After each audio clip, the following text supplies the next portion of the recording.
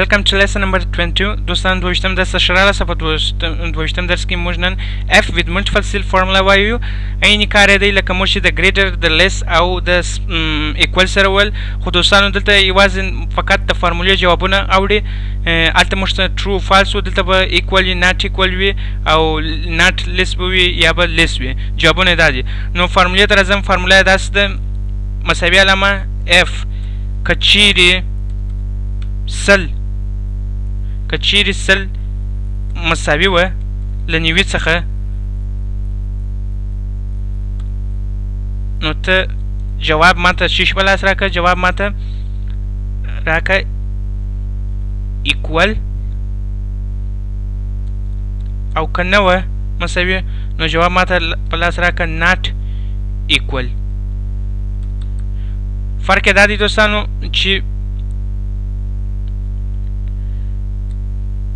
هلته موږ په یویشتم درس کې داسې ورته ویلي وه چې که چیرې سل مساوي و د نیوي څخه نو ته ماته جواب ټرو په لاس راکړه او که نه وه مساوي نو ماته فالس په لاس راکړه. خو صرف فرق یې دلته په دا دی چې دلته موږ ایکول او ناټ ایکول وایي، یعنې ما څه مو نومان راوړل. ایکول مساوي ته وایي او ناټ ایکول یعنې مساوي نه دی. هلته ټرو یعنې صحیح او فالس غلط موږ ته په لاس راکول، خو دلته صرف موږ ته نومان په لاس راکوي، یعنې ایکول مساوي دی ناټ ایکول نه دی مساوي.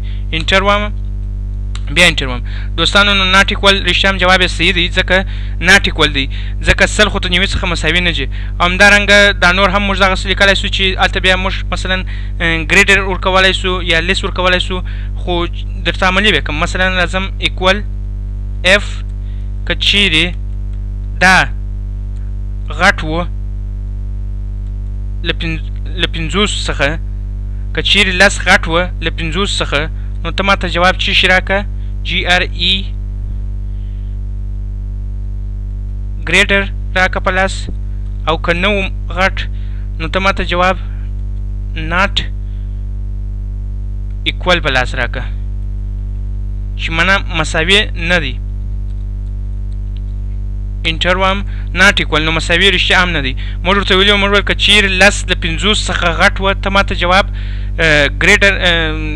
ګریټر په لاس راکړه، او که چیرې نه وه نو بیا ناټ ایکول په لاس راکړه. نو رښتیا هم نو لس کله د پنځوس لوړ دي. اما که زه چیرې راسم اوس دلته اتیا ور ولیکمه، اتیا دلته ورته ټایپ کړمه او بیا انټر وم، دلته تاسو وګورئ په فارموله کې تغییر راغلی، ګریټر موږ ته په لاس راکوي ځکه اتیا خو د پنځوس څخه غټ شي. نو د فارمولې شرط یا هغه کنډیشن چې موږ ورته ویلي هغه واوښتئ. موږ دلته په فارموله بار کې تاسو وګورئ اوس ورته چې ډي کې موږ ورته لیکلي چې په ډي کالم دی 244 سیل دی. موږ ورته ویل که چیرې دا سیل یا دا را غټه وه د ای څخه ای کالم دی او 244 را ده، نو که چیرې دا اتیا غټ و له پنځوس څخه ته ماته جواب ګریټر په لاس راکړه، او که نه و غټ نو ناټ ایکول په لاس راکړه.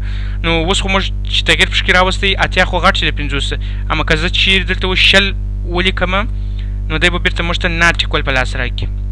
نو دوستانو دا و د اف وذ ملټیپل سیل فارموله سره، او دا بل هم تاسو کار پر وکړئ انشاءالله ډېر اسانه دی. دلته ما صرف لیس علامه راځي، نور عین هغه رقم دی. او په راتلونکي درویشتم درس کې به زموږ درس د میکس فارمولې څخه شروع سي.